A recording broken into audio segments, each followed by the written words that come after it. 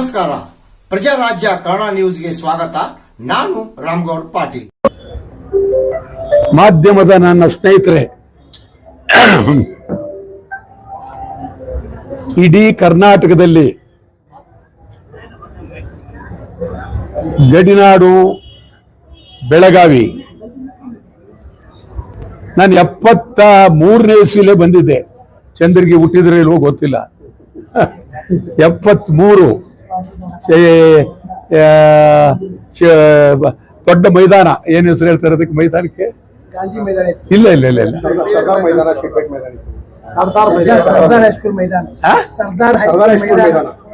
ಇನ್ನೊಂದು ಅದ ಹೆಸರು ಬೇರೆ. ಆಯ್ತಾ? ಲಿಂಗರಾಜ್ ಮೈದಾನದಲ್ಲಿ ಸುಮಾರು ಆ ಕಾಲದಲ್ಲಿ 67ರ ದಶಕದಲ್ಲಿ ಸ್ವಲ್ಪ ಹೆಚ್ಚು ಕಡಿಮೆ 10,000 ಜನ ಆವತ್ತಿದ್ರು ಲಿಂಗರಾಜ ಕಾಲ ಮೈದಾನದಲ್ಲಿ. ಭಾಷಣ ಮಾಡಿ ನಾನು ಕರ್ಕೊಂಬಂದಿದ್ದವ್ರು ಯಾರು ಅಂದ್ರೆ ಸಿದ್ದನಗೌಡ ಪಾಟೀಲ್ರು, ಜೋಶಿ, ತೋಪಣ್ಣ. ಈ 3 ಜನ ಭಾರಿ ಆ ಕಾಲದಲ್ಲಿ ಅವರು ದೊಡ್ಡ ಅದ್ಭುತವಾದ ಶಕ್ತಿ. ಬೆಳಗಾವಿಗೆ ಅವರ ಅಪಾರವಾದ ಶಕ್ತಿ. ಅವ್ರ ಸ್ಮಾರಕ ಆಗ್ಬೇಕಿಲ್ಲಿ, ಇಲ್ಲಿನ ಎಲ್ಲಾದ್ರೂ ಆಗಲಿ ಆ ಜನ ಮಾಡಿದಂಥ ಕೆಲಸ ಇವತ್ತು ಅವ್ರನ್ನ ಕಣ್ಣು ಮುಂದೆ ನೋಡಿದ ಖುಷಿ ಆಗುತ್ತೆ. ಆವತ್ತೇನಾಯ್ತು ಅಂತ ಅದು ಒಂದೇ ಒಂದು ಮಾತು ನನ್ನ ಭಾಷಣದಲ್ಲಿ, ಇದು ಬೆಳಗಾವಿ ಕರ್ನಾಟಕದ ಅವಿಭಾಜ್ಯ ಅಂಗ. ಅವತ್ತು ಬೆಳಗಾವಿಯಲ್ಲಿ ಕನ್ನಡ ನಾಮಫಲಕ ಬಿಟ್ಟು ಯಾವ ಭಾಷೆ ಇರக்கூಡುದು ಅಂತ ಸುಮಾರು ಸಂಜೆ 7:15 ಗಂಟೆಗೆ ನಾನು ಹೇಳಿದೆ. 8:15 ಗಂಟೆಗೆ ಬೀದಿಯಲ್ಲಿ ನುಗ್ಗಿ ಎಲ್ಲ ನಾಮಫಲಕ ಕಿತ್ತಾಕಿದ್ರು. ನಾವು ಇಳ್ಕೊಂಡಿದ್ದು ಹೋಟ್ಲು ಬಂದು ಕಲ್ಲೊಡೆದ್ರು. ಅದು ನಾವು ತಲೆ ಮೇಲೆ ಬಾಣ್ಲಿ ಇಟ್ಕೊಂಡಿದ್ದೆವು. ಅದಾದ್ಮೇಲೆ ಸಿದ್ದನಗೌಡ ಬಂದು, ಸರ್ ಇಲ್ಲಿಂದ ಹುಬ್ಳಿ ಹೊರಟೋಣ ಅಂತೇಳಿ. ಆ ಕಾಲದಿಂದಲೂ ನನಗೆ ಬೆಳಗಾವಿ ಬಗ್ಗೆ ಬಹಳ ಪ್ರೀತಿ. ಅದೊಂದೇ ಅಲ್ಲ, ಬೆಳಗಾವಿ ಮಾಧ್ಯಮದವರು ಅಂದಿನಿಂದ ಇಂದಿನವರೆಗೆ ಬೆಳಗಾವಿ ನಮ್ಮ ಆತ್ಮ ಅಂತ ಹೇಳಿ ಪ್ರೀತಿಯಿಂದ, ಅಭಿಮಾನದಿಂದ ಸಂಪೂರ್ಣ ಬೆಂಬಲವನ್ನ ಕೊಡ್ತಾ ಇದ್ದಾರೆ. ಅಧಿಕಾರಿಗಳಲ್ಲೂ ಬಹುತೇಕ ಒಳ್ಳೆ ಅಧಿಕಾರಿಗಳು ಇದ್ದಾರೆ, ಕೆಟ್ಟ ಅಧಿಕಾರಿಗಳು ಇದ್ದಾರೆ, ಇಲ್ಲ ಅಂತ ಹೇಳಕ್ಕಾಗೋದಿಲ್ಲ. ಆಮೇಲೆ ಇಷ್ಟೆಲ್ಲ ಬೆಳಗಾವಿ ಈ ಪರಿಸ್ಥಿತಿ ಬರಬೇಕಾದ್ರೆ ನಮ್ಮ ಅತ್ಯಂತ ನೀಚ ರಾಜಕಾರಣಿಗಳು, ಅವ್ರು ಯಾವ ಪಾರ್ಟಿಯವರಾಗಿರ್ಲಿ, ಕಾಂಗ್ರೆಸ್ ಆಗಿರ್ಲಿ, JDS ಆಗಿರ್ಲಿ, ಜನತಾ ಆಗಿರ್ಲಿ, BJP, ಅವರು ಬೇಕಾಗಿರೋದು ಅಧಿಕಾರದ ದಾಹ. ಇಲ್ಲಿ ಕನ್ನಡ ಉಳಿದಿದ್ರೆ, ಕನ್ನಡ ಬೆಳೆದಿದ್ರೆ ನಮ್ಮ ಹೋರಾಟಗಾರರಿಂದ, ಚಳವಳಿಗಾರರಿಂದ, ಕನ್ನಡ ಚಳವಳಿಗಾರರಿಂದ ಸುಮಾರು ಇವತ್ತು ಬಹಳ ಅತ್ಯಂತ ಗಂಭೀರವಾಗಿ ಚಿಂತನೆ ಮಾಡ್ತಾ ಇದ್ದೀವಿ. ಸುಮಾರು 29ಕ್ಕೂ ಹೆಚ್ಚು ಕನ್ನಡ ಪರ ಸಂಘಟನೆಗಳು ತಾವೇನು ಸೇರಿದ್ದೀರಿ. ನಿಜಕ್ಕೂ ಇದು ಮುಂದಿನ ಸೂಚನೆ. ಬೆಳಗಾವಿಯಿಂದ ಒಂದು ಹೊಸ ಕ್ರಾಂತಿ ಆರಂಭ ಆಗುತ್ತೆ. ಹೊಸ ಕ್ರಾಂತಿಗೆ ಇದೊಂದು ದಿಕ್ಕು, ಹೊಸ ಕ್ರಾಂತಿ ಕಹಳೆ ಇವತ್ತು ಹೇಳ್ತಾ ಇದ್ದೀರಿ. ಕನ್ನಡ ಹೆಸರಿನಲ್ಲಿ ಸರ್ಕಾರ ಬರಬೇಕು. ಕನ್ನಡ ಹೆಸರಿನಲ್ಲಿ ಸರ್ಕಾರ ಬರಬೇಕು. ಆಗ ನಿಮ್ಮ ಕತೆ ನೋಡಿ, ನಾನು ನಿನ್ನೆ ಕೂತ್ಕೊಂಡು ತಮಗೆ ಇದೊಂದು ಕನಸು ಅಂದ್ರೆ ಮನಸ್ಸಿನಲ್ಲಿ ಹೇಳ್ತಾ ಇದ್ದೆ. ಬರುವಾಗ ಬೆಳಗಾವಿಯಲ್ಲಿ ಇರ್ತಕ್ಕಂಥ ಪ್ರತಿ ಕನ್ನಡ ಪರ ಸಂಘಟನೆಗಳಿಗೆ ಈ ವಿಧಾನಸೌಧದಲ್ಲಿ ಅದ್ಭುತವಾದಂಥ ಒಂದೊಂದು ಕೊಠಡಿ ಕೊಡಬೇಕು. ಅದರ ಮುಂದೆ ಅವರ ಹೆಸರು ಹಾಕಬೇಕು. ಅದೊಂದೇ ಅಲ್ಲ, ಆ ಕನ್ನಡ ಪರ ಸಂಘಟನೆಗಳಿಗೆ ವರ್ಷಕ್ಕೆ ಕನಿಷ್ಠ 1 ಕೋಟಿ ರೂಪಾಯಿ ಅನುದಾನ ಅವರು ಓಡಾಡಿ ಖರ್ಚು ಮಾಡೋದಕ್ಕೆ. ನಾನು ಯೋಚನೆ ಮಾಡೋದು ಗೋವಿಂದು, ಇವತ್ತು ವರ್ಷಕ್ಕೆ 1 ಕೋಟಿ ರೂಪಾಯಿ ಓಡಾಡೋದಕ್ಕೆ, ಕೆಲಸ ಮಾಡೋದಕ್ಕೆ, ಇದಕ್ಕೆ ವರ್ಷಕ್ಕೆ 1 ಕೋಟಿ. ಪ್ರೆಸ್ ಕ್ಲಬ್ಗೆ 5 ಕೋಟಿ ಒಂದು ವರ್ಷಕ್ಕೆ ಪ್ರೆಸ್ ಕ್ಲಬ್ಗೆ ಬೆಳವಣಿಗೆ, ಈ ನಾಡನ್ನ ಬೆಳೆಸ್ತಕ್ಕಂಥ ಪರಿಸ್ಥಿತಿ ಇವ್ರಿಗೆ. ಇದು ಯಾವಾಗ ಆಗ್ಬೋದು ಅಂತ ಯೋಚನೆ ಮಾಡಿದಾಗ ನಾನು ಮುಖ್ಯಮಂತ್ರಿ ಆದ್ರೆ ಆಗತ್ತೆ ಇದು. ಆಯ್ತಾ? ಅದಕ್ಕೆ ನಾನೀಗ ಹೇಳ್ತೀನಿ, ನಿಜ ನಾನು ಮುಂದೆ ಮುಖ್ಯಮಂತ್ರಿ, ನಾನೇ ಮುಖ್ಯಮಂತ್ರಿ ಆಗೋದು, ಅಭಿಪ್ರಾಯ ಬೇರೆ. ನೋಡಿ ಇವರೆಲ್ಲ ಮಂತ್ರಿಗಳು, ಇವ್ರನ್ನು ನಮ್ಮ ಜೊತೆ ಸೇರ್ಕೊಂಡು ಇವ್ರಿಗೂ ಮಂತ್ರಿ, ಗೋವಿಂದ್ರು ಮಂತ್ರಿ, ನಮ್ಮ ದೇವ್ ಮಂತ್ರಿ ಮತ್ತು ರೈತ ಮುಖಂಡರುಗಳೆಲ್ಲ ಬಂದಿದ್ದಾರೆ ಹುಬ್ಳಿ ಧಾರವಾಡಲ್ಲಿ. ಅವ್ರು ಯಾರಿಗೆ ಹೇಳ್ತಾರೆ ಇವ್ರಿಗಂತೂ ಕೊಡ್ತೀವಿ, ಯಾಕಂದ್ರೆ ಇದೊಂದು ಆದರ್ಶವಾಗಿರ್ತಾರೆ. ಯಾಕಿತ್ತು ಪತ್ರಿಕಾ ಮಿತ್ರರ ಪರವಾಗಿ, ಅದರಲ್ಲೂ ಬೆಳಗಾವಿಯ ಪರವಾಗಿ ಕ್ಯಾಬಿನೆಟ್ ಕೊಡ್ತೀವಿ, ದಯಮಾಡಿ ಕೊಡ್ತೀವಿ. ನನ್ನ ಮುಖ್ಯಮಂತ್ರಿ ಆಗ್ತೀನಿ, ಎದುರುಬೇಡಿ ಕಂತ ಕೊಡ್ತೀನಿ ನಾನು, ಅದ್ರಲ್ಲಿ ಅನುಮಾನ ಪಡಬೇಡಿ. ಗೊತ್ತು ನನಗೆ, ಏನ್ ತಿಳ್ಕೊಂಡಿದ್ದೀನಿ ಏನೋ. ಇಲ್ಲೊಂದು ಮಹಾನಗರ ಪಾಲಿಕೆ, ಇಲ್ಲಿ ಮಹಾನಗರ ಪಾಲಿಕೆಯಲ್ಲಿ ಈ ಪಾಲಿಕೆ ಎಲ್ಲಿದೆ, ಯಾವ ಜಾಗದಲ್ಲಿ, ಯಾವ ಭೂಮಿಯಲ್ಲಿ? ಗಂಡು ಮೆಟ್ಟಿದ ನೆಲ ಬೆಳಗಾವಿಯಲ್ಲಿ ಇರ್ತಕ್ಕಂಥದ್ದು ಪಾಲಿಕೆ. ನಿಮಗೆ ಅವಕಾಶ ಕೊಟ್ಟಿದ್ದೀನಿ, ಒಂದೇ ಒಂದು ವಾರ, ಇವತ್ತಿಂದ ಒಂದು ವಾರ ಹೆಚ್ಚಾಗಿತ್ತು. ಒಂದು ವಾರಕ್ಕೆ ವಾರ, ಇವತ್ತಿಂದ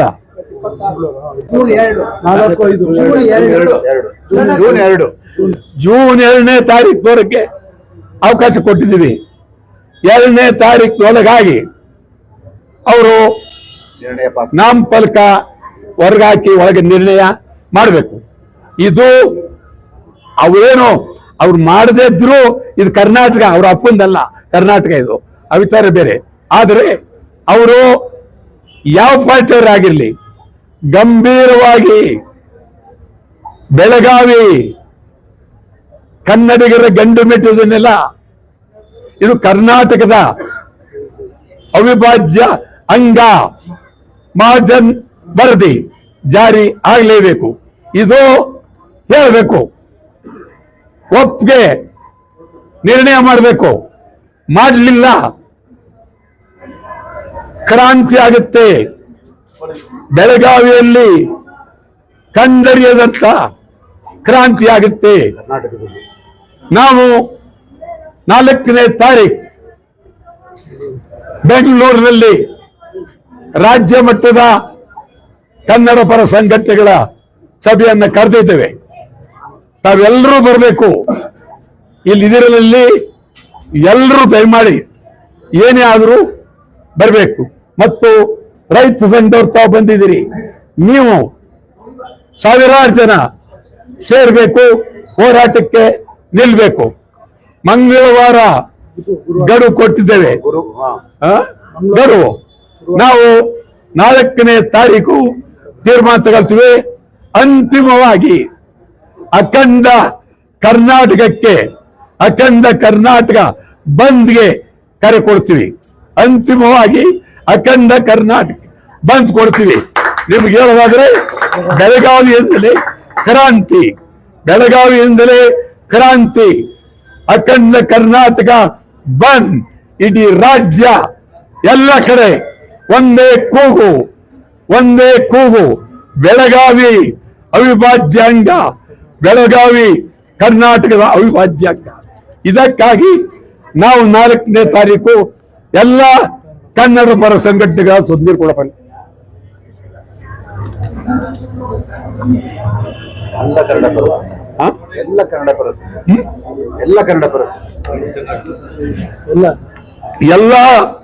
ಕನ್ನಡ ಪರ ಸಂಘಟನೆಗಳನ್ನ ನಾವು ಕರಿತೀವಿ. ಇವತ್ತು ಪ್ರವೀಣ್ ಕುಮಾರ್ ಶೆಟ್ಟಿ ಬರಬೇಕಾಗಿತ್ತು, ಬಂದಿಲ್ಲ. ಶಿವರಾಮೇಗೌಡರು ಬರಬೇಕಾಗಿತ್ತು, ಬಂದಿಲ್ಲ. ನಾರಾಯಣ ಗೌಡ್ರನ್ನು ಕರಿತೀನಿ ನಾನು. ಅದಿಲ್ಲೇನು ಇಲ್ಲಿ ಇದೇನು ನಮ್ಮನೆ ಮದುವೆ ಏನಲ್ಲ, ನಾವೆಲ್ಲ ಸೇರ್ಕೊಂಡು ಮಾಡೋಣ, ಒಟ್ಟಾಗಿ ಯುದ್ಧ ಮಾಡೋಣ. ಅದರಿಂದ ಈ ಹೋರಾಟ ಕರ್ನಾಟಕ ಇತಿಹಾಸದಲ್ಲಿ ಎಂದೂ ನಡೆದಿರಬಾರ್ದು. ಈ ಹೋರಾಟವೇ ನಮ್ಮ ಸರ್ಕಾರ ಬರೋದು. ಚಂದ್ರಿಕೆ ಒದ್ದಾಡ್ತಾ ಇದ್ದೀರಿ ನೀವು, ಯಾವ ಪಾರ್ಟಿ? ಯಾಕೆಂದ್ರೆ ನಿಮಗೆ ಕೊಡ್ಲೇಬೇಕು ಅಂತ ತೀರ್ಮಾನ ಮಾಡಿದ್ದೆ. ಆದ್ರಿಂದ ಹೋರಾಟ ಇವತ್ತು ನಿಮ್ಗೆ ಹೇಳ್ತೀನಿ, ಇಡೀ ಉತ್ತರ ಕರ್ನಾಟಕ, ಹೈದರಾಬಾದ್ ಕರ್ನಾಟಕ, ಸಮಗ್ರ ಕನ್ನಡಿಗರು ಬೆಳವಣಿಗೆಗಾಗಿ ಕರ್ನಾಟಕದ ಉದ್ದಗಲಕ್ಕೂ ನಿಲ್ಲೇಬೇಕು.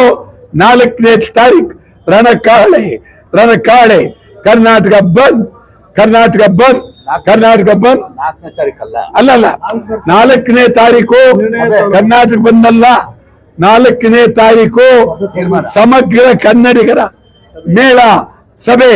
ಆ ಸಭೆಯಲ್ಲಿ ತೀರ್ಮಾನ ತೆಗೆದುಕೊಂಡು ಬಂದ್ ಕರೆ ಕೊಡ್ತೀವಿ. ಬೆಳಗಾವಿಗಾಗಿ ಎಂದೆಂದು ನಮ್ಮ ಕೊನೆಯ ಒಂದು ತೊಟ್ಟು ರಕ್ತ ಇರುವವರೆಗೂ ಬೆಳಗಾವಿಗಾಗಿ ಹೋರಾಟ ಮಾಡ್ತೇವೆ. ನಾವು ಅವತ್ತು ಇಲ್ಲಿ ಇರ್ತೀವಿ.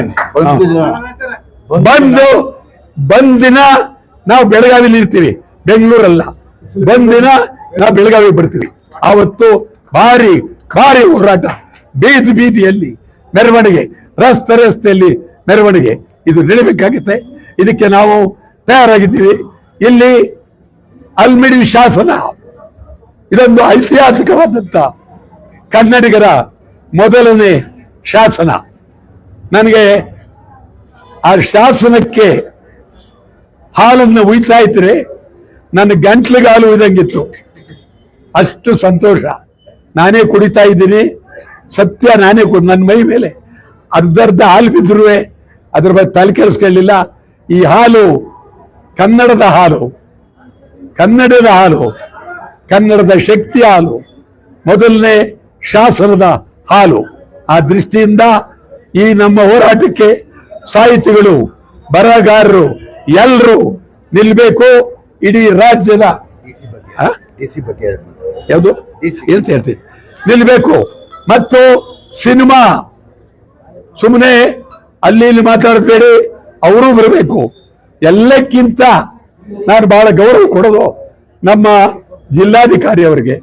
ಬಹಳ ದೊಡ್ಡ ವ್ಯಕ್ತಿ, ಬೆಳಗಾವಿಗೆ ತಕ್ಕಂತೆ ಒಳ್ಳೆ ಹಬ್ಬಕ್ಕೆ ತಕ್ಕಂತೆ ಹೆಣ್ಣು ಮಕ್ಕಳು ಸೀರೆ ಉಡ್ತಾರಲ್ಲ, ಹಂಗೆ ಬೆಳಗಾವಿ ತಕ್ಕಂತೆ ಅದ್ಭುತವಾದಂಥ ಒಬ್ಬ ಜಿಲ್ಲಾಧಿಕಾರಿ ಅವರು ಬಂದಿದ್ದಾರೆ. ಅವ್ರನ್ನ ಹಿಂದೆ ನಾನು ನೋಡಿದ್ದೆ, ಒಳ್ಳೆ ಜಿಲ್ಲಾಧಿಕಾರಿ. ಅವರನ್ನ ನಾನು ತೀವ್ರ ಪ್ರೀತಿಯಿಂದ ಅಭಿನಂದಿಸ್ತೇನೆ. ನೋಡ್ರಣ ಹೇಳಿ. ಮಹಾನಗರ ಪಾಲಿಕೆ ಒಂದು ಮಾಡಿದ್ದಾರೆ, ಏನಂದ್ರೆ ಸರ್ಕಾರ ಏನ್ ತೀರ್ಮಾನ ಮಾಡುತ್ತೆ ಅದರಂತೆ ನೋಡ್ಕೊತೇವೆ. ಅದೇ ಚಂಡನ್ನ ಸರ್ಕಾರಕ್ಕೆ ಅಂಗಳಕ್ಕೆ ಶಿಫ್ಟ್ ಮಾಡಿದ್ದಾರೆ. ನಾವು ಮಾಡ್ತಾ ಇರ್ತೀವಿ, ಅವ್ರ ಜೊತೆ ಮಾತಾಡ್ತೀವಿ, ಸರ್ಕಾರದ ಜೊತೆ. ಈಗ ಎರಡೇ ಪ್ರಶ್ನೆ ಇನ್ನು ನಾನು ಹೇಳ್ತೀನಿ. ಅವರು ಹೇಳೋ ವಿಚಾರದಲ್ಲಿ ಒಂದನೇದು, ಸರ್ಕಾರಕ್ಕೂ ನಾವು ಮಾತಾಡ್ತೀವಿ, ಕಣ್ಮುಚ್ಕೊಂಡು ಕೂತಿದ್ದೀರಾ ಸಿದ್ದರಾಮಯ್ಯನವರೇ, ಏನಿದು ಹುಡುಗಾಟ ಅಂತೆ ಅವ್ರಿಗೂ ಮಾತಾಡಿ ಕೂಡಲೇ ನೀವು ಅಲ್ಲಿ ನಿರ್ಣಯ ಮಾಡಿಸ್ತೀರಾ ಇಲ್ವಾ? ಇಲ್ಲ, ಕಂಪ್ಲೀಟ್ ವಜಾ ಮಾಡಿ, ಇದಕ್ಕೆ ಕೋರ್ದು ನಗರ ಮಹಾಪಾಲಿಕೆ ವಜಾ ಮಾಡಿ ಆ ಸದಸ್ಯರೆಲ್ಲ ಮನೆಗೆ ಕಳಿಸ್ಲೇಬೇಕು. ಕಳಿಸ್ತಿದ್ರೆ ಬೇರೆ ಮಾತಿಲ್ಲ, ವಜಾ ಆಗ್ಲೇಬೇಕು. ಯಾವ ಕಾರಣ ಬಿಡಲ್ಲ, ವಜಾ ಆಗ್ಲೇಬೇಕು. ಅದೆಲ್ಲ ಆಗ್ಬೇಕಂದ್ರೆ ವಾಟಾಳ್ ನಾಗರಾಜ್ ಅವರು ಸದನದ ಒಳಗಡೆ ಇರಬೇಕು. ಯಾರ್ಯಾರು ರಾಜ್ಯಸಭಾ ಮೆಂಬರ್, ವಿಧಾನ ಪರಿಷತ್ ಇರ್ಲಿ, ನಾವು ತಮ್ಗೆ ಹೇಳ್ತೀವಿ. ನನಗೆ ಎಷ್ಟು ಸಂತೋಷ.